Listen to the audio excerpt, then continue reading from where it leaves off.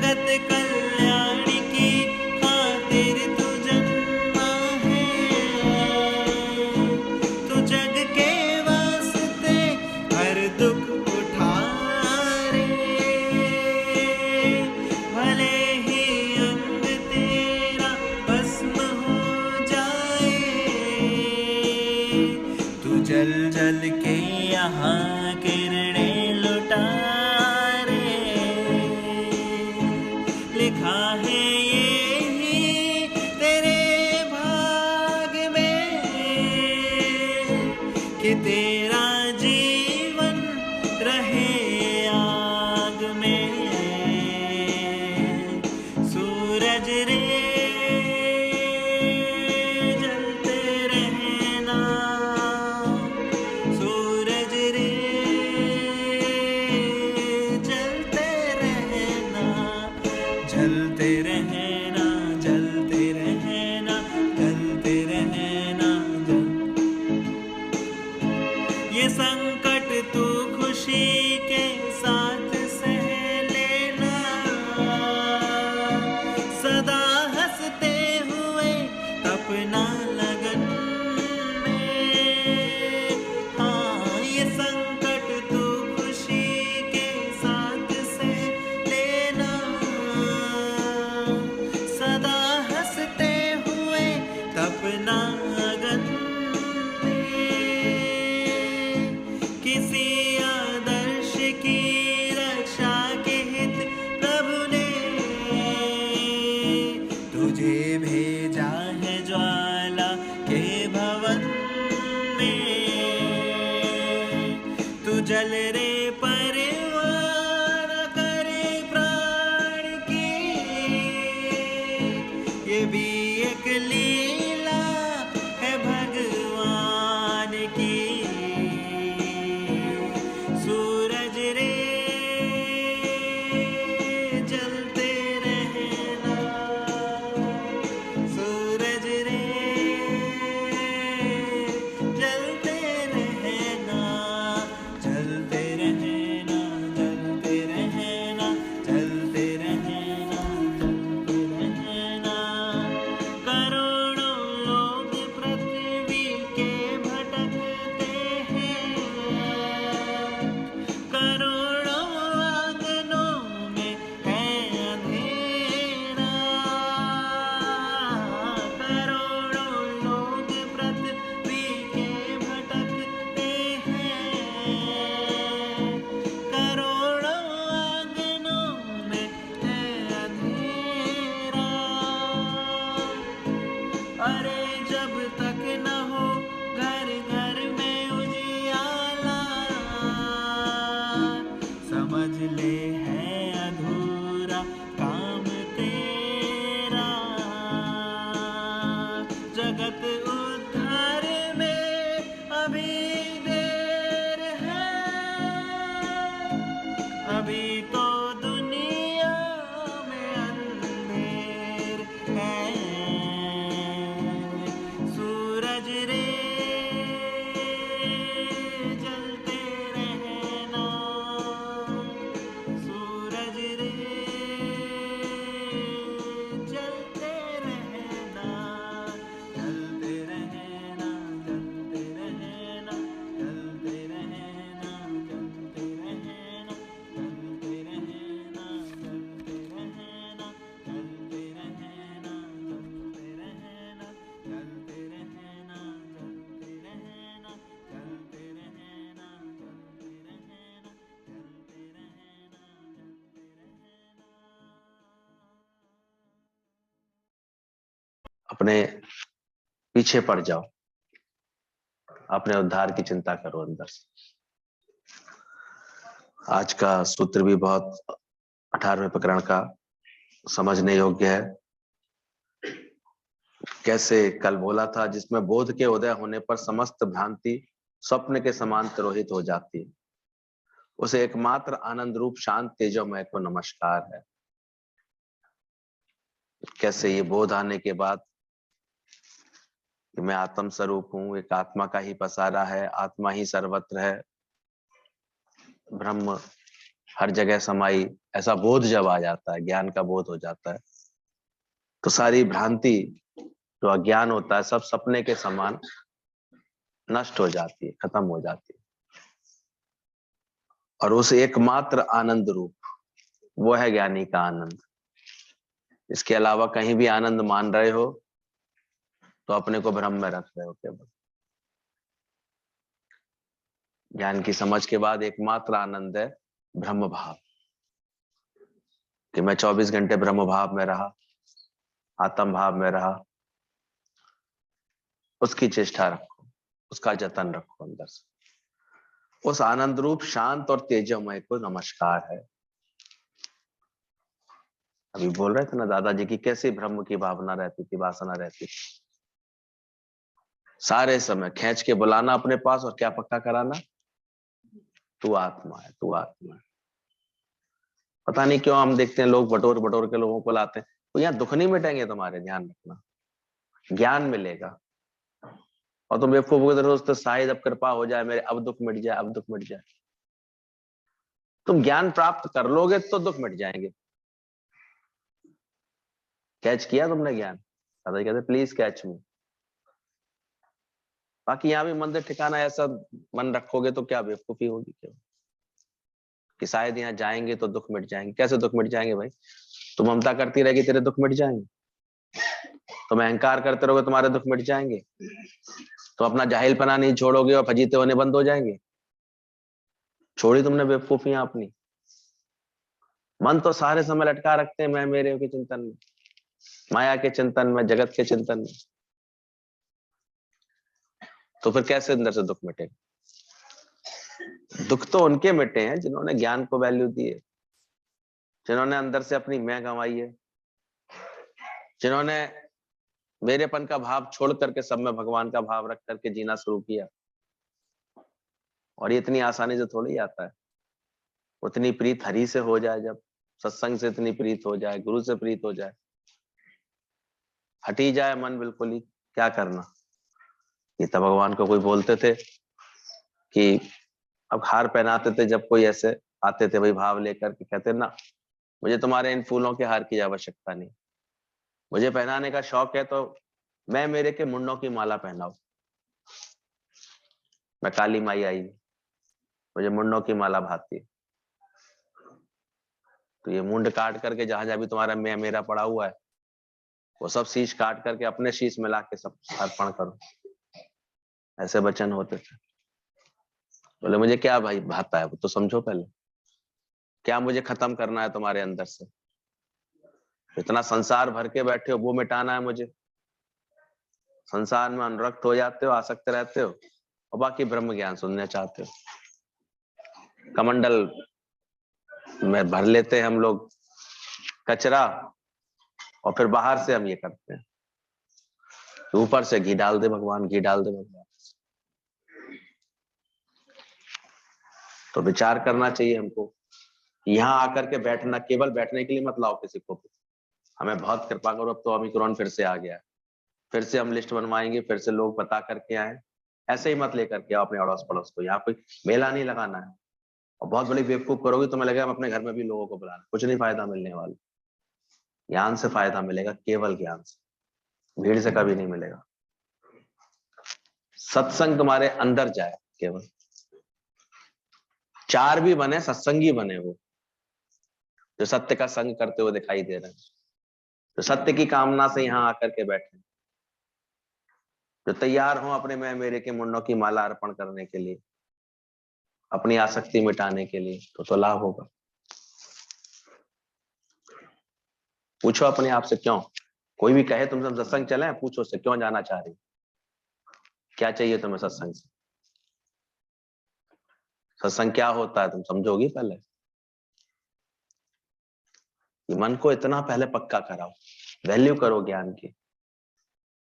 ये कोई ऐसे टके पैसे पे नहीं मिलता ज्ञान, ये तन मन धन की कुर्बानी के बाद ये ब्रह्म ज्ञान मिलता, नहीं तो नहीं मिलता। उस तेजो में आत्मा को समझना आसान थोड़ी हो जाता है। मन सारे समय हम जगत में घुमाते रहे तो कैसे हो? तुम्हारी है चेष्टा सारे समय ज्ञान को प्राप्त करने की, सत्संग को प्राप्त करने की, ऐसे ये चेष्टा बने अंदर से। करो अच्छा अभ्यास। सारे धन कमा करके मनुष्य अक्षय भोगों को पाता है। धन एक ऐसा रोल बन जाता है दुनिया में, ऐसे लोग करते हैं। कितना समय हमारा लेता है धन कमाने की चेष्टाएं, फिर धन की आसक्तियां, फिर धन से जुड़े सारे व्यवहार। क्यों नहीं टाइम दुनिया में लोगों को ज्ञान के लिए, सत्संग के लिए? तन मन, इसलिए धन को एक, वैसे अपने आप में कोई इसका अस्तित्व है नहीं, पर इतनी बड़ी ये चीज बन गई है क्योंकि केवल पैसा ही थोड़ी, इसको धन मान लिया। पुत्र धन है, समाज में धन है हमारा, इस हमारा व्यवहार हमारा धन बन जाता है, लोगारिथम धन बन जाती है, ये सब धन बन जाता है। और फिर उसको मेंटेन करने के लिए फिर धन चाहिए।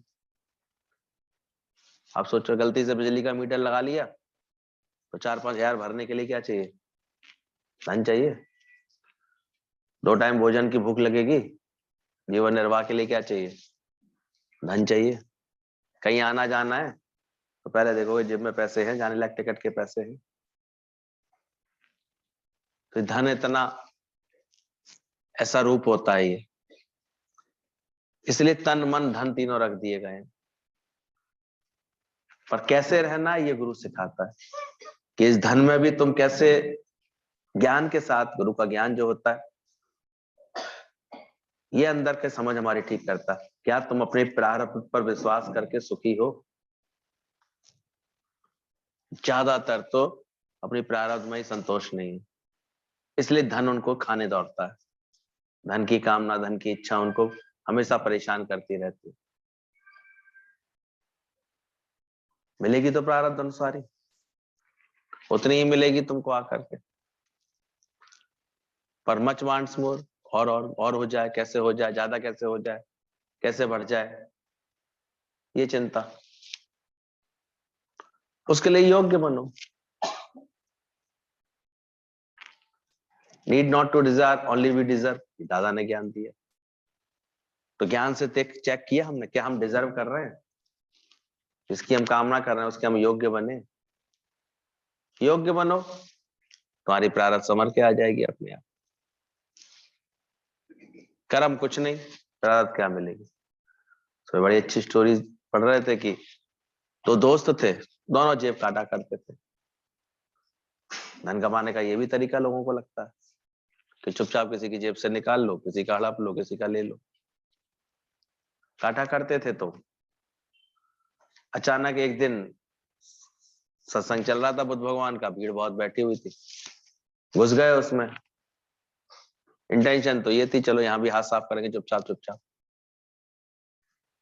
सत्संग में भी हम देखते हैं ऐसी वृत्ति के लोग आ जाते हैं। जब ज्यादा पहले ठस ठस के बैठते थे ना, तो चुपचाप बगल वाले की पर्स में से पैसे निकाल लेते थे लोग आगे से। हमें ज्ञान व्यान तो समझ में नहीं आता था, ये सब हरकतें करते थे। जहाँ भीड़ ज्यादा हुआ तो कोई चप्पल बदल के चले जाएंगे, कोई चीज ऐसे खराब करके चले जाएंगे, उठा के चले जाएंगे। सब तरह की वृत्ति के लोग आते हैं। और दोनों दोस्तों में से एक के अंदर कोई संस्कार जागृत हुआ तो ध्यान से वचन सुनने लगा कि सत्संग क्या चल रहा है, सत्संग क्या चल रहा है। उसको वचन सुनता जाए तो उसको शांति लगे अंदर में, मन उसका स्थिर होता जाए। और दूसरा वाला अपने काम में लगा हुआ था, चुपचाप चुपचाप, जैसे मौका मिल रहा था 2-4 जेबें साफ कर दी थी उसने, 2-4 आइटम गायब कर लिए थे।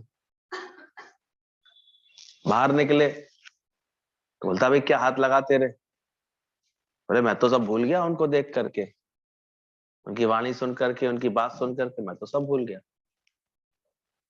मुझे तो उनकी बात आज इतनी अच्छी लग रही थी, मेरे को तो इतना अच्छा लगा, मैं तो नहीं। बोले दिमाग हो गया, उपदेश में मन रखा तूने, उपदेश से क्या तेरा पेट भरेगा? तेरे घर वालों का पेट भरेगा? क्या भरेगा?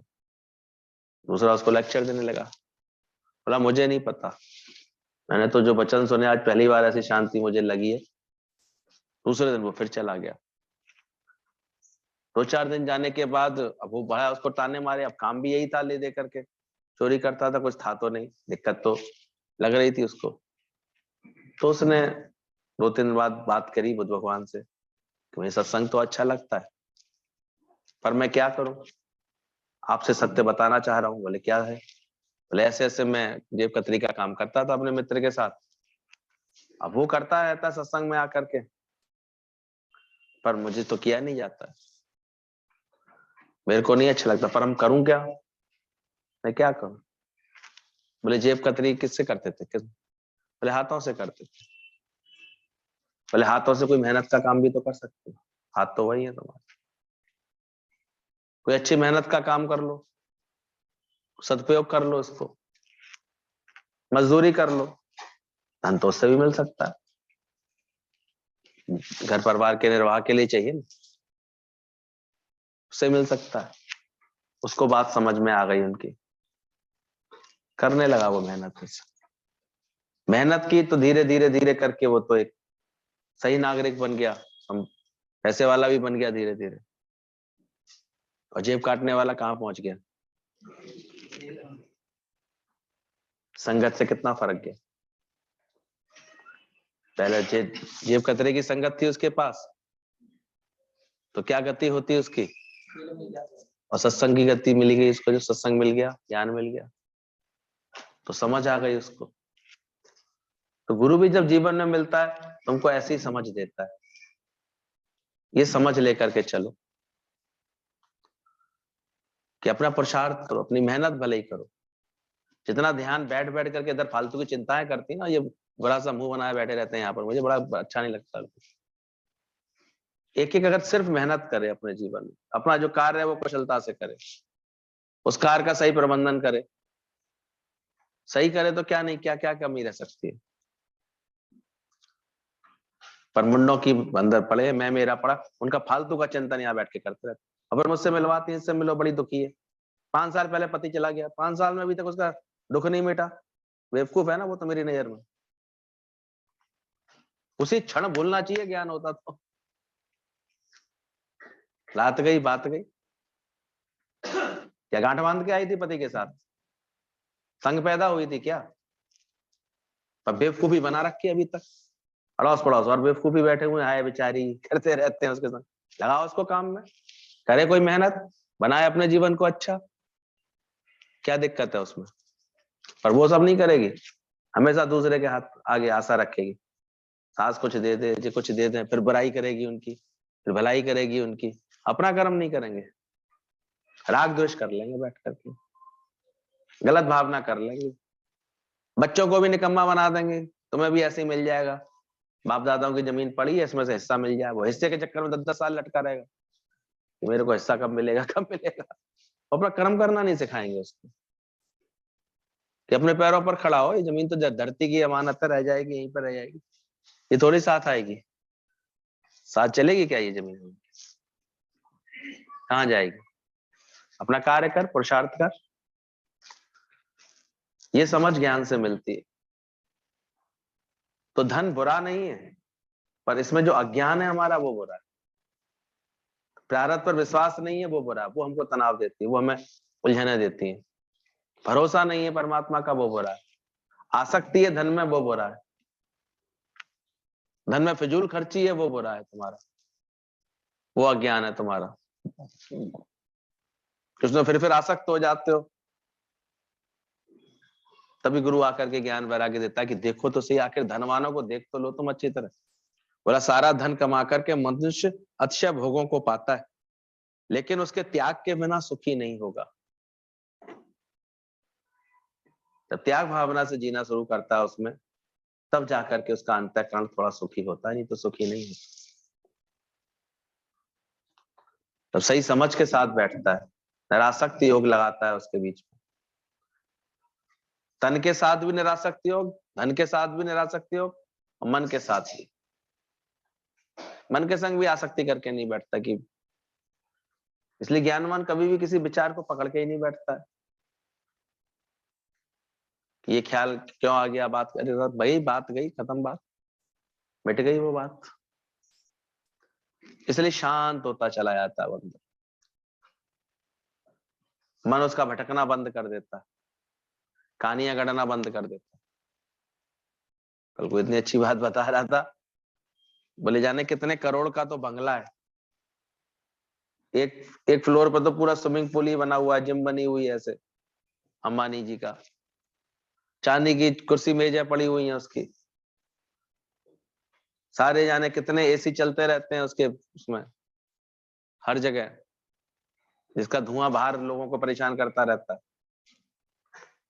24 आवर जनरेटर की सप्लाई होती है अच्छे से, सब होता है, इतने सुख के बावजूद भी चाय पिएगा फीकी, दवाइयों के साथ खाएगा एकदम से बिल्कुल सूखी रोटी, केवल एक सब्जी के साथ, भिंडी ऐसी सब्जी के साथ, इनके संग बैठा है, खा रहा है पी रहा है। एक उसका खाना पीना देख लो, और एक मजदूर का देख लो,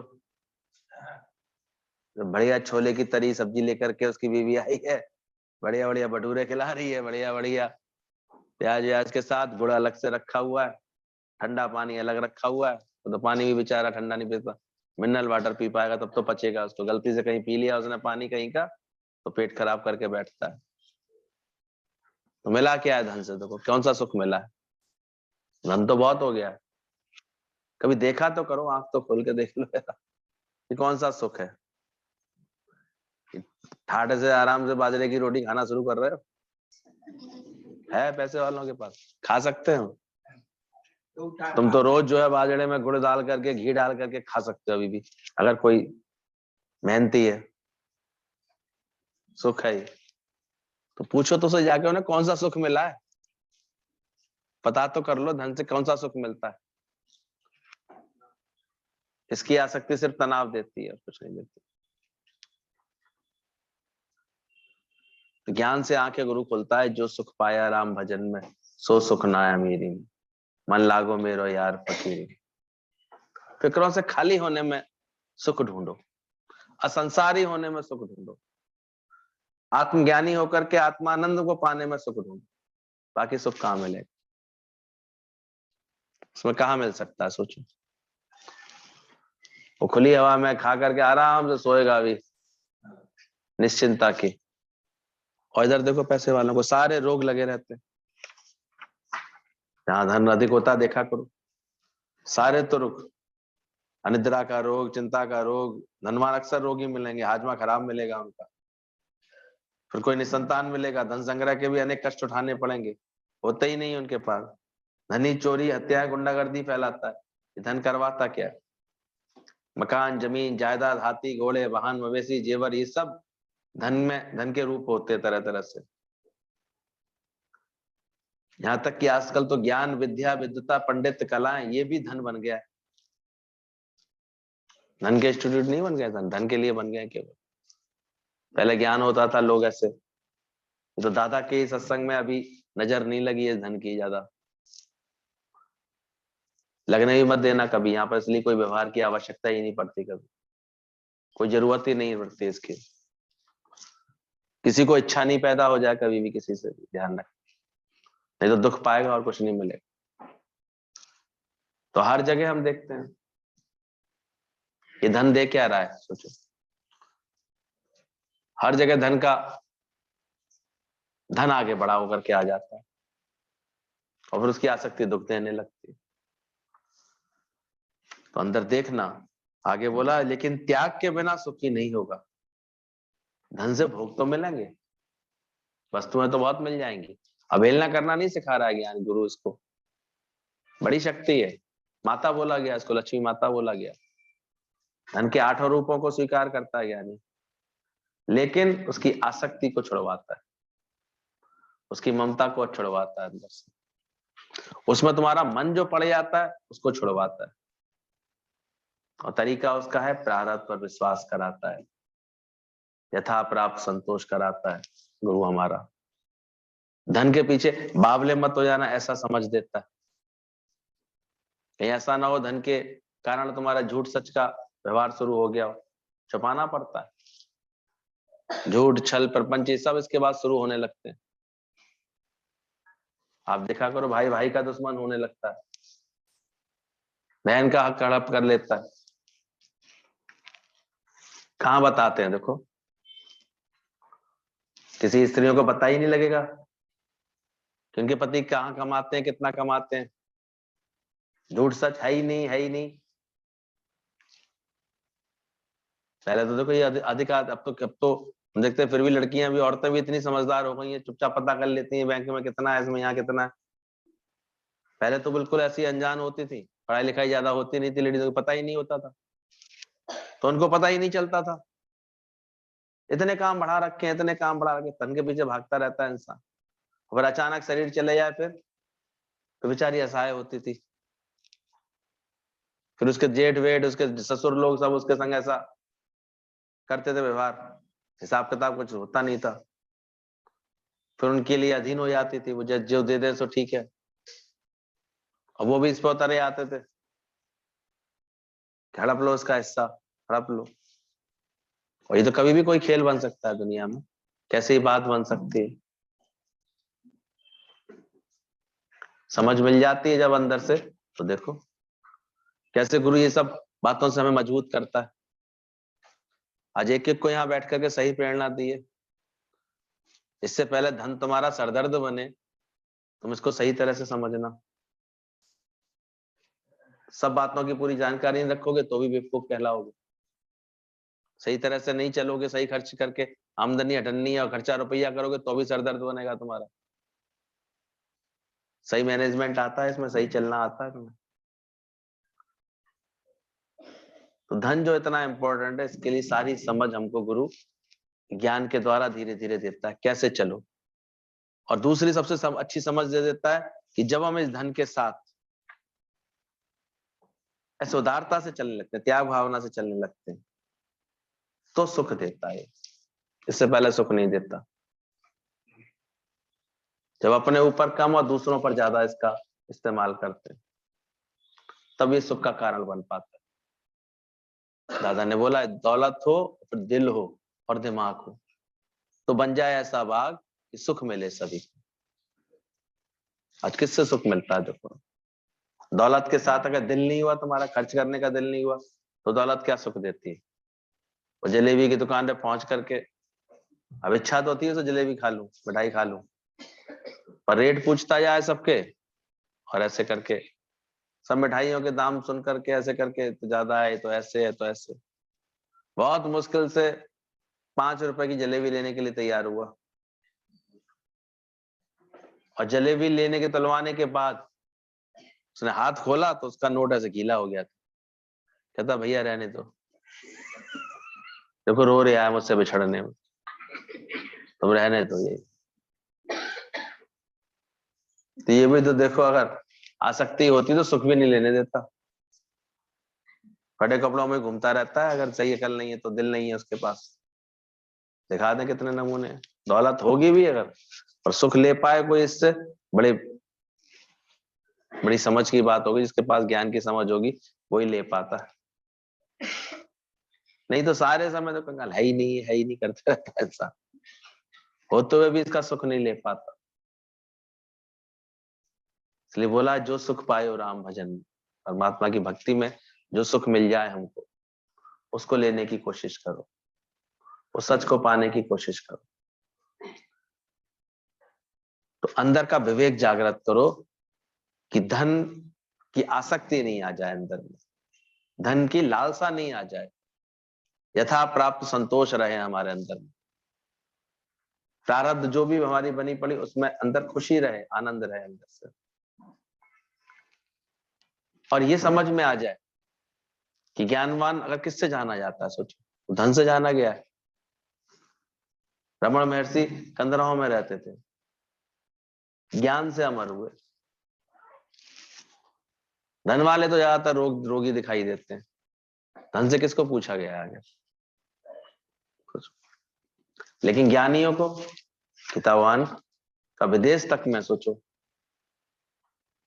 जबकि छुप करके रहे बिल्कुल हमेशा गीतावान कभी, लेकिन हांगकांग, सिंगापुर, इन सब जगह उनका इतने लोग प्यार करने वाले प्रकट हो गए। तो धन से हुए तो उनके, धन के लिए तो उनकी भावना ये थी कि तुम्हारी 3 मंजिल दुकान और क्या थी, माचिस की तीली, ऐसी वृत्ति थी उनकी। तो गुरुओं का आदर्श देखो हमेशा। दादा का लास्ट में ये स्थिति हुई थी कि था ही नहीं कुछ, नॉन पोजीशन हो गए थे बिल्कुल। कपड़े भी कोई उनके ठीक कर देता था, उनकी कॉलर वाला, तो उसको बदल के पहन लेते थे, वो भी नहीं जरूर, चाहिए ही नहीं, चाहिए ही नहीं, ऐसा अंदर में। लेकिन ज्ञान का इतना शौक कि आज घर घर में दादा छाए हुए, और दादा जैसा सत्संग हमें तो किसी का नहीं दिखाई देता।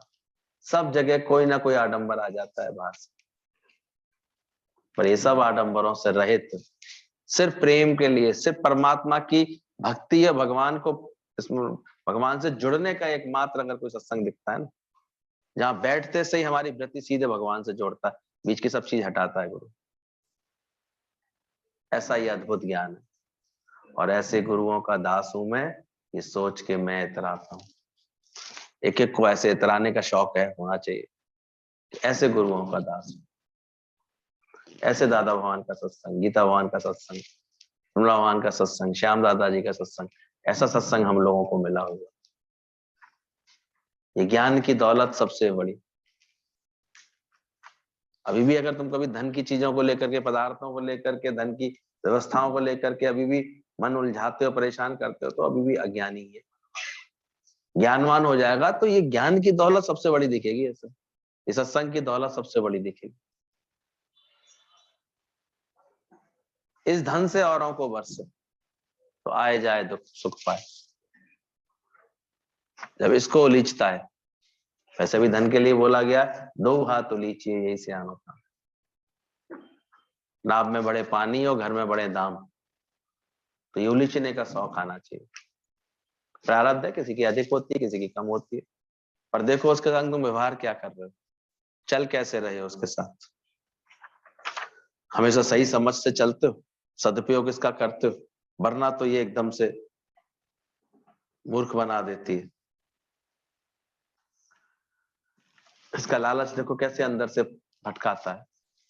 अच्छा भला था वो, लेकिन बस सुबह ही सुबह उसके दरवाजे पर किसी ने कहा ये बहुत सुखी है, बोले अभी देखता हूँ उसका सुख कितने दिन रहने वाला है।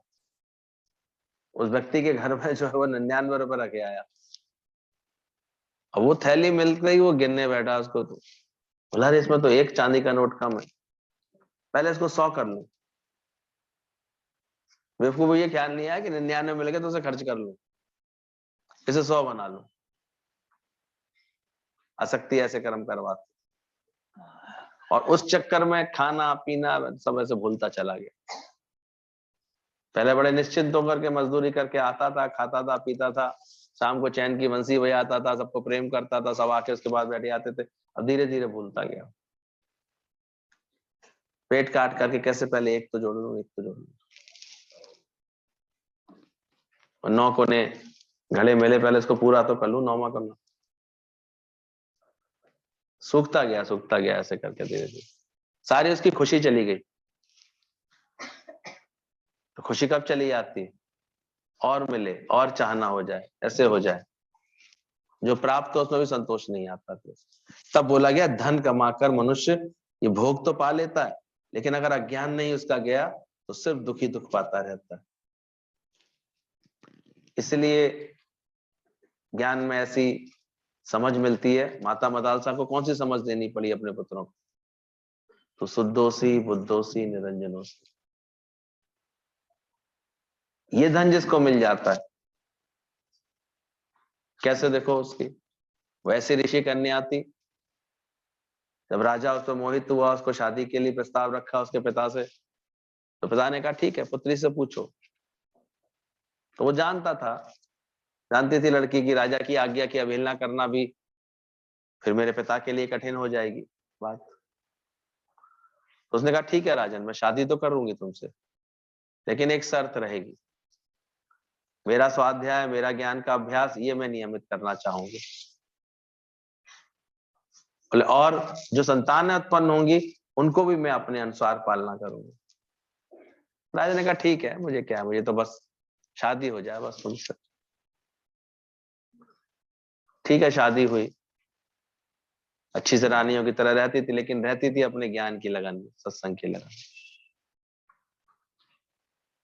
संतान उत्पत्ति हुई तो बस उनके अंदर में एक ही लोरी सुनाती थी, शुद्धोसी बुद्धोसी निरंजनोसी शुद्धोसी।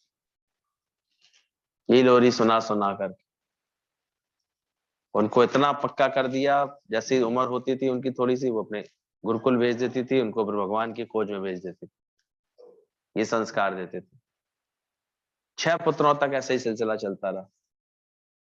अब 7वां पुत्र हुआ तो राजा को लगा तुम करती क्या हो, सारे पुत्र मुझसे दूर कर रही हो, ये तुम अच्छा नहीं कर रही हो। बोले तुमने तो वचन राजन यही दिया था। बोले वचन तो ठीक दिया था, लेकिन एक पुत्र तो कम से कम मेरे लिए रखो, ये तो तुम मुझसे जाती नहीं कर रही हो मेरे साथ। ठीक है बोले राजन, तुम ही अपना वचन भंग कर रहे हो। एक पुत्र को उसने, ठीक है उसको, लेकिन उसके साथ भी अपना ज्ञान पूरा एक ताबीज में लिख करके बांध दिया और उसके हाथ में बांध दिया। शरीर उसका जाने लगा तो उसने अपने पुत्र को बुला करके बोला बेटा कभी बहुत मन तुम्हारा पीड़ित हो किसी बात से, तब ये ताबीज खोल के पढ़ लेना, तुमको भी भगवान ऐसे कृपा करेंगे। और 7वां पुत्र तो फिर राजकाज के लिए पला, तो राजा की तरह ही ऐसे राजसी संस्कार जागृत हो गए इसके अंदर। ये तो जहां हम उठते बैठते हैं वैसे संस्कार हमको मिल जाते हैं। अगर नियमित सत्संग में आके बैठेंगे तो कौन से संस्कार बनने लगते हैं, और कभी कभी आके बैठते हैं उनके संस्कार देख लो, और जो कभी नहीं आते उनके संस्कार देख लो, कितना फर्क होता है।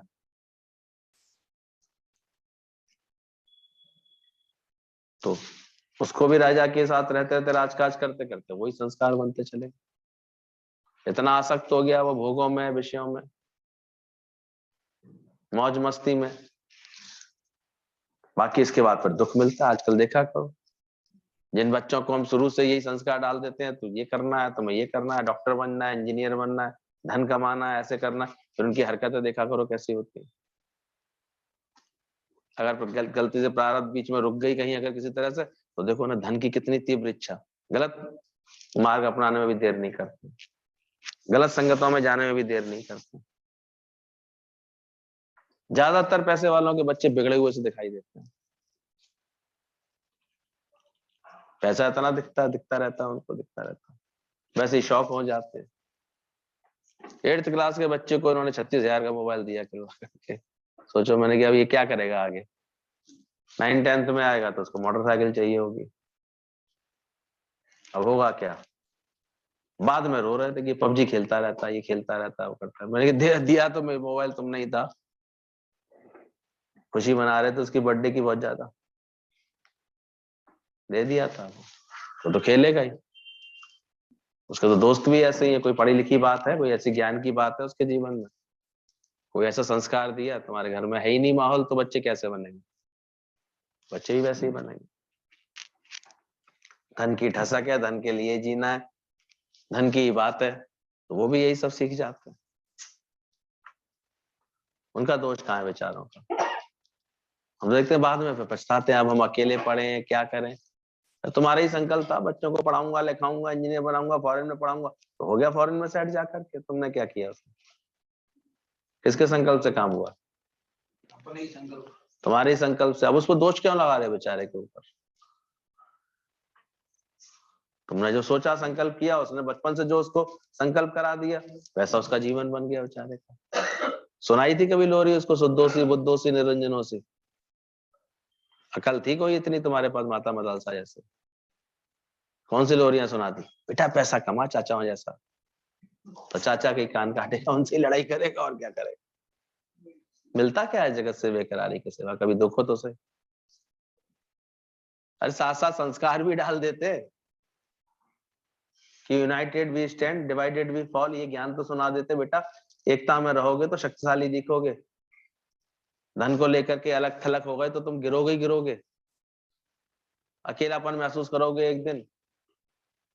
एक दिन ये जगत माया काली नागिन बन के कहीं तुम्हें डसना ले गई, अभी सिखाया उनको, समझाइए बात कि माया काली नागिन सबको हम दिखते हैं। संस्कार हो तो बचा रहता है इंसान, नहीं तो फिर दिक्कत ही देती है। कोई बदल जाएंगी परिभाषाएं क्या, माया तो खाली नागिन ही रहेगी, वो तो डसेगी डसेगी। देख देख के हैरानी होती है, अगर गलती से नेक माँ को पूछे, नेक अपने भाइयों को पूछे, तो ऐसा सरदर्द करती हैं औरतें, सब लुटाए दे रहे हैं, सब दिए दे रहे हैं, हम तो कभी किसी की बातें सुनते मैंने कि इसका दुख कितना बेकार का, फिजूल का। तुम्हें कोई कमी करता नहीं, हमें तो कमी नहीं है, लेकिन फिर भी क्यों करते हैं बताओ, ये भी दुख है।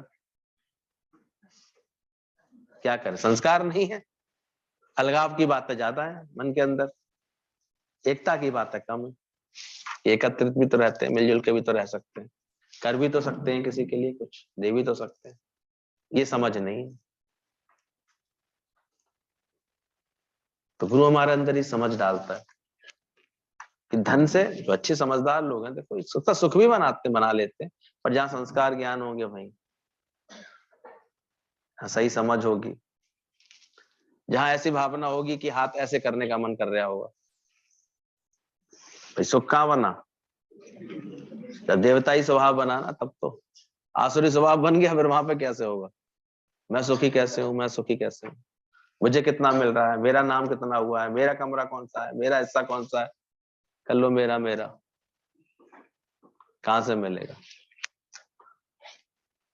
वो भी इतना मेरा मेरा करके आसक्त हो गया, सातवां बेटा, आदतें ऐसी बिगड़ गई उसकी, सब ऐसा अय्याश हो गया एकदम से। राजा के बाद वो पूरी तरह से राज्य उसके सिमटता जा रहा था। जब अयोग्य राजा हो जाता है तो अड़ोस पड़ोस के राज्य राजा हड़प लेते हैं, तकलीफ मिलने लगी सब प्रजा को बहुत, ऐसे राजा ध्यान ही नहीं देता था, कुमारगी बन गया था। तब उसकी माता ने भाइयों से बोला था कि तुम अपने छोटे का ख्याल रखना, और कभी अगर इसको पथभ्रष्ट देखो तो उसको कोशिश जरूर करना इसकी बुद्धि ठीक करने की। अचानक ही 6 के 6 सन्यासी भाई आ गए उसके पास, और आकर के कहते हैं राजसभा में कि भाई हम भी तुम्हारे बड़े भाई हैं, हमारा भी हिस्सा है इस राज्य में। ये बात सुन के तो वो चकरा गया, भाई इकट्ठे एक नहीं 6, अब 1/7वां हिस्सा है केवल मेरा। कहा तो उसके दिमाग इतने खराब थे कि सबका सब मेरा है, सब मेरा ही है। वैसे हिस्से मांगने कोई आ जाता अचानक ही, फिर देखो कैसे। हम तो देखते हैं जो बहनें बड़ी प्यारी, बहुत रक्षाबंधन मनाए, सब मनाए, कभी गलती से उनके मुंह से निकल जाए हमारा भी हिस्सा है भैया, फिर देखो कहाँ रहती है, बहनों का कितना प्यार रहता है, कैसा प्यार रहता है। तो माया कर क्या रही है सिवाय झगड़ों के, ये धन दे क्या रहा है। फिर गिनाते फिरते हैं, इतना तुम्हारे पिताजी ने शादी में खर्च कर दिया था, इतना कर्जा किया था, इतना ये किया था, फिर ऐसी कहानियां बना के सुनाते रहते हैं।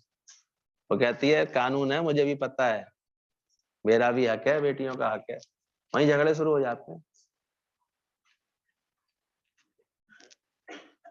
तो क्या दे रहा धन, अरे पहले ही मान मर्यादा से रहते, देते रहते उनके हिस्से की चीजें उनको, समझते ये सब सबके भाग्य से मिला हुआ है, माता पिता का अगर कुछ भी दिया हुआ है तो उसमें सबका हक होता है, ये ज्ञान रखते, जाके देखा करो, लोगों की बातें सुनो, उनकी दुविधाएं सुनो, उनके अंदर के टेंशन देखो, इन्हीं सब बातों के होते हैं। या तो वो अकलमंदी से चुप रहे बेचारी, तो अपने भाइयों के सामने इज्जत बनी रहती है, कहीं गलती से बोल गई तो बहुत मुसीबत हो जाएगी। पर अब समय बदल गया, बोलना जरूर। अरे गुरु भी कहते हैं अंधे बन के मत रहना, हाँ तो बेवकूफ बन के मत चलना, दुनिया बहुत सियानी हो रही है। हाँ सब जगह होगा उसमें क्या बात। तो होता ही है, लेकिन हाँ इतना समझ रखना, झगड़ा नहीं रखना मन में, पर अपने हक का इस्तेमाल रखना अंदर से, पर हक पराया नान का, ऐसी समझ रखना अपने अंदर ये मत रखना कि मुझे किसी का हक मिल जाए। हाँ अपने हक को कहीं पाने की बात आती है तो वहां पर प्रेम रखना, प्रेम से लेके रखना। हाँ अगर उदारता से छोड़ सकते हो तो त्याग से ही सुख मिलेगा। सुख भी किससे मिलेगा, त्याग से, नहीं तो नहीं मिलता, नहीं बनेगा सुख। तब जब जाकर के उसका सर दर्द हो गया इतना बड़ा, अब वो परेशान, उसे नींद ना आए, एक बड़ा 7वां हिस्सा रह गया केवल, हाँ सपना पूरा था उसका अच्छा खासा, अब इतना दुखी, इतना परेशान, दिन रात ऐसे नींद गायब हो गई उसकी, रात को चहलकदमी कर रहा था, मंत्रियों से पूछे तो वो भी यही बात कहें कि है तो आपके ही भाई, भाई इसमें क्या बात, अब तक नहीं आए तो इसमें कौन सी बात, अब आ गए, अब राज्य में हिस्सा तो बनता है इनका। और परेशान बेचारा, जब बहुत परेशान हुआ तो उसे अपनी माँ की बात याद आई। माँ ने कहा था ताबीज खोल के पढ़ लेना। जब उसने ताबीज खोल के पढ़ा और उसमें यही ज्ञान उसको प्राप्त हुआ, तू तो शुद्ध है, तू तो बुद्ध है, तू निर्मल है, तू कौन है ये पहचान पहले अपने आप को। जिसने गलत पहचान बना ली है कि मैं राजा हूँ, राजा का बेटा हूँ, मैं ऐसे राजकुमार हूँ, इसको पहले भूला, सत्य जान। और जब उसकी बुद्धि निर्मल हुई, जब उसकी पकड़ छूटी अंदर से, 2-4-10 महीने लगे होंगे पकड़ छूटने में, ऐसे नहीं, उसको समझ में आया कि है क्या ये धन ने, केवल मुझे कष्ट ही तो दिया है, मेरी स्वभाव संस्कार बिगाड़े ही तो है, कौन सा बना है। ये आदतों की गुलामी तो हो जाते हैं, देखा करो कभी। ये धन से अगर सुख मिलने लगता है, उसके बाद देखो आदतें और बिगड़ जाती है। तो सावधान होकर चलता है इसके साथ, आदतें अपनी ठीक रख लेता है, तब जाकर के उसको थोड़ी सी समझ आ गई, इतनी पुराना संस्कार था वो उदय हो गया। अब भाइयों से आके कहता है कि मैंने पहचान लिया, मैं समझ गया बात, मेरी माँ क्या चाहती है, अब मैं जो है भगवान की प्राप्ति के लिए जतन करूंगा, अब आप सब भाई मिलकर के ये राज्य संभाल। जब उसके मन की स्थिति ऐसी बन गई, तब सब भाइयों ने कहा, बोले नहीं भाई, तुम्हारे लिए पिता का संकल्प था, तुम्हारे लिए माँ का संकल्प था, हम तो सिर्फ तुमको ये समझ देने आए थे कि तुम जो आसक्त हो रहे हो, भोगों में आसक्त हो रहे हो, तुम अपने मार्ग से भटक रहे हो, राजधर्म से भटक रहे हो, ऐसा ना करो, बस सही बात समझो। हम तो अपने माँ के ज्ञान के साथ बहुत सुखी हैं, सच बात में। राजा भी दुखिया, प्रजा भी दुखिया, दुखिया सब संसार, सोई सुखिया इस नाम। इसने इसका आधार लिया, वही सुखी रहता है सर। अभी केवल सत्संग हटा दो हम लोगों के जीवन से, फिर देखो हालतें क्या होने वाली है। स्पष्ट बता रहा हूँ, सत्संग की समझ हटा दो केवल, बस ऐसे फजीते हो रहे होते हैं इसी शहर में इसका कोई हिसाब नहीं, ऐसी हालातें हो रही होती। तो तहे दिल से शुक्राना करो गुरु का, जो बचा के बैठता है, सत्संग की समझ दे के बैठा है, ऐसे ही समझ दे दी है। क्यों केशव, ये तो कितने फजीते हो रहे होते, ना ये गीत ना गला था, कुछ सही बात थी ना, घर का आग लगी रहती है। ये तो इतना ज्ञान का पानी गुरु दे देता है, इतना गीला रखता है, तो आग लग नहीं पाती है। लेकिन जहां भी हम देखते हैं फिर भ्रमित होता है मन कभी भी इस माया को लेकर के, फिर आग, जहां त्याग भावना भूली वहीं खत्म, वहीं से गड़बड़ शुरू होती है, वहीं मन चलना शुरू हो जाता है। तो लेकिन सबके त्याग के बिना सुखी नहीं होता, ये बात गुरु समझा देता है कि जब तुम ठीक से चलोगे तब जाकर के सुखी होगे।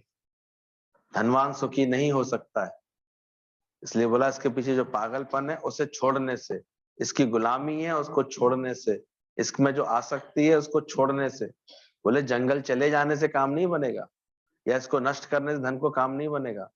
त्याग का अर्थ है धन कमाना बंद करके आलसी बनना, निकम्मा बनना, भिखारी हो जाना, ये त्याग का मतलब नहीं है। त्याग का भी मतलब समझना, धन का त्याग की भावना क्या बोली है। त्याग का मतलब है इसकी गुलामी छोड़ना, इसकी आसक्ति छोड़ना, इसके पीछे जो पागलपन सा हो जाता है ना कभी कभी, पैसा पैसा पैसा, सबसे बड़ा रुपया, बाप बड़ा ना भैया, ऐसी जो मान्यताएं बन जाती है, ये पागलपन दुख देता है। ऐसा धन निश्चित ही दुख देता है, सुख दे सकता है धन, किंतु ऐसा सुख अस्थाई होता है। धन से सुख मिलता तो है, पर देखा करो वो कितना अस्थाई होता है। आज तुम्हारे पास ज्ञान धन है तो हमें गारंटी है कि हर परिस्थिति में कैसे रहते हो, सुखी रहते हो कि नहीं रहते हो। हालत आए मिट ना पाए, तो धन से कोई सुखी नहीं हुआ। धन का कोई भरोसा नहीं है, कब आता है कब चला जाता है। लेकिन ज्ञान धन एक ऐसा गुरु दे देता है कि बस दिन दिन बढ़त सवाया। बढ़ता ही जाता है। वो धन तो प्रारब्ध के अधीन है, आए आए जाए जाए, क्या पता कब चल दे रूट करके। फिर प्रॉपर्टियां बन जाती है, फिर प्रॉपर्टियां बिक भी तो जाती है लोगों, कब अचानक ही चीजें कैसे सेटल, कैसे बात बन जाए, कैसी बात हो जाए। तो ध्यान रखना, इसकी गुलामी छोड़ देना, इसका पागलपन छोड़ देना अंदर से, इसका भरोसा छोड़ देना। इसलिए ज्ञान के बाद ज्ञानी सुखी होता है अपने आत्मा के आनंद से, ना कि धन से। ये इसलिए ज्ञानियों ने संतोष को ही सच्चा सुख कहा। गौधन, गजधन, बाजधन और रतन धन खान, पर जब आवे संतोष धन। आपकी क्या मान्यता है, कौन सा धन चाहिए? यही बोल रहे हैं बात। जब आवे तब सब धन धूर समान, तो धूर के समान लगे उसके आगे। ऐसा संतोष गुरु धीरे धीरे ज्ञान का ऐसा डाल देता है, सत्संग से ऐसी संतोष की समझ मिल जाती है, ऐसी भक्ति आ जाती है गुरु की। और गुरु की भक्ति में ये एक सीढ़ी आ जाती है एक दिन अपने आप हृदय की, कि क्या मांगूं कछु थिर नहीं, देखत रहन चला सब जाए। इसकी अंदर से समझ आ जाती है, यथा प्राप्त संतोषा, उसमें अंदर संतोष आ जाता है। तो संतोष जब आ जाता है तो सब धन दूर समान। धन को असत मिथ्या जान लेना ही उसका त्याग है। इसको परिवर्तनशील, मिथ्या, एक सा ना रहने वाला ऐसा ज्ञान है, तो यही इसकी त्याग भावना है। इसको छोड़ के कहीं भागने की आवश्यकता नहीं है तो। पर इसके साथ कैसे रहते हो? त्याग भावना से रहते हो, त्याग बुद्धि के साथ रहते हो। अचानक जब ये जाए तो परेशान तो नहीं होते हो?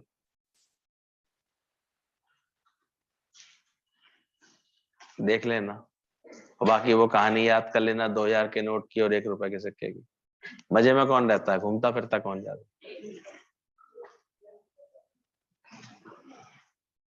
उसको तो बेचारे गड्डी में दबा के रख देते हैं। दिमाग खाता रहता। तो ध्यान रखना, धन को जो असत्य जान लेता है, मिथ्या जान लेना ही उसका त्याग है। इसी से संतोष, शांति, सुख मिलता है। जब त्याग भावना होती तो सुख मिलता है। इसलिए धन अपनी जगह रहने दो, पड़ा रहने दो, जो भी है जैसे भी है छोड़ना, लेकिन अंदर से ये देख लेना तुमने उसमें त्याग भावना जगा ली है, संतोष आ गया है उसमें, तुमने इसको असत्य जाना है। कहीं तुम्हारी खुशी का आधार धन तो नहीं बना हुआ अभी तक? ज्ञान बन गया है कि नहीं बन गया? ज्ञान से सुखी है ज्ञानी। त्याग, त्याग में है जो, देने में जो सुख है वो लेने में नहीं है। जो इसको ऐसा अनुभव बन जाता है जीवन में कि देने में सुख समाया है, लेने में दुख समाया हुआ है। इसलिए अब इस जगत में धन के साथ कैसा व्यवहार करता है?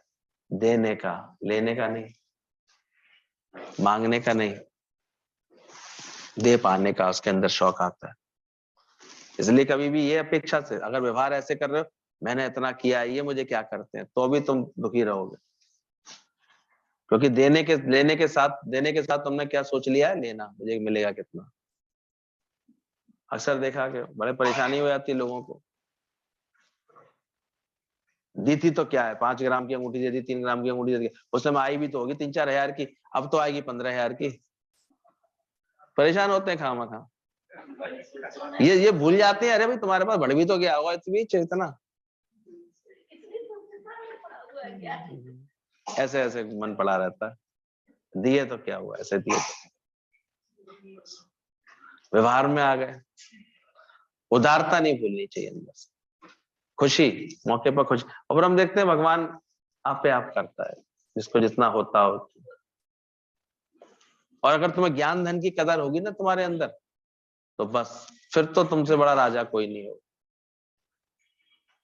ऐसी राजाई देखी थी गुरु जी के पास हमने, ऐसी बेफिक्री, इतना आनंद, ऐसी उमंग, वो तो ज्ञान से ही बनती है और किसी चीज से नहीं। तो सत्संग का सुख मिलता है, वो और किसी चीज का मिलता है? जाकर देखा करो।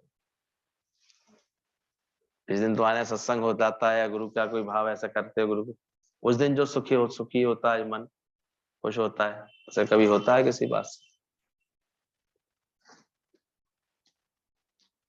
तो दादा की बात समझना, जो समाज से कम लेता है और अधिक से अधिक देता है, वह परम सुखी जीता है। जो लेने में कम से कम में राजी है और देने में अधिक से अधिक का भाव रखता है। एक तो ना जाने कहां से उसके पास आता रहता है। ये माता लक्ष्मी की ऐसी खेल है कि अगर हाथ ऐसे है तो आता रहेगा, जाता रहेगा, आता रहेगा, देता है। और ऐसे करोगे तो आना बंद हो जाता है। कैसे भगवान करता है, कितना देता है। और थोड़ा सा ही गुरु की कृपा से प्रेम देना शुरू करते हो तो कितना मिलने लगता है तुमको, कितनी दिल भरपूर हो जाती है। उस माता माई ने बांटना शुरू किया ना, अपना सारा सेब बांट दिया पहले, तो उसे फिर कितना मिल गया। तो ऐसे ही देने में लेना समाया हुआ।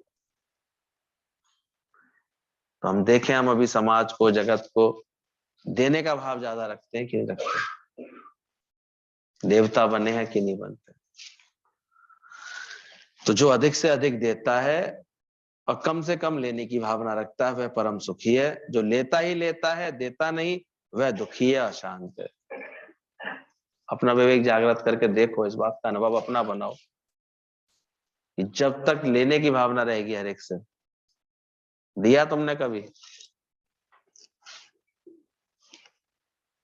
बाकी कुछ नहीं, कोई धर्म नहीं निभाऊंगी, कोई बात नहीं निभाऊंगी, कुछ नहीं करूंगी, बाकी मेरा हक मुझे चाहिए, ये देखो,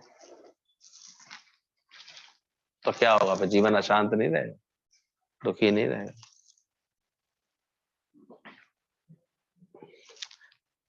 पाने के नाम पर तुम अपना वो करते हैं।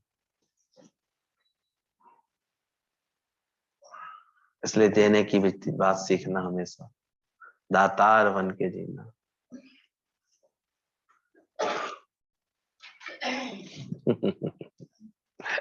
सुख भी चाहिए और अज्ञान भी चाहिए बना रहे।